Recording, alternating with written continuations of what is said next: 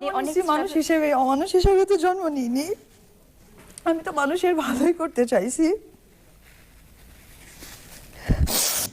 এবার লাইভে এসে অজোরে কাঁদলেন সাকিব খানের প্রথম বউ অপু বিশ্বাস এবং যা বলল শুনুন।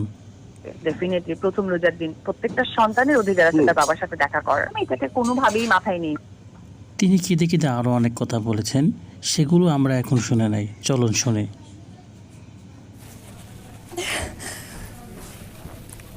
একটা মানুষের ধৈর্য স্ট্রাগল কত দূর হতে পারে। আমি তো জন্ম নিয়েছি। তো অবশ্যই জনগণের উদ্দেশ্যে বলেন যে তারা যেন এসব বিষয় নিয়ে মাথা না ঘামায়, তারও একটি পরিবার আছে এবং বুবলিরও একটি পরিবার আছে। তিনি আরও বলেন, ডেফিনেটলি প্রথম রোজার দিন প্রত্যেকটা সন্তানের অধিকার আছে তার বাবার সাথে দেখা করার, আমি এটাকে কোনোভাবেই মাথায় নেই। আমার ইচ্ছেও ছিল না কখনো এই প্রসঙ্গ নিয়ে আমি আপনাদের মিডিয়ার সাথে। ধন্যবাদ সবাইকে আমাদের সাথে থাকার জন্য।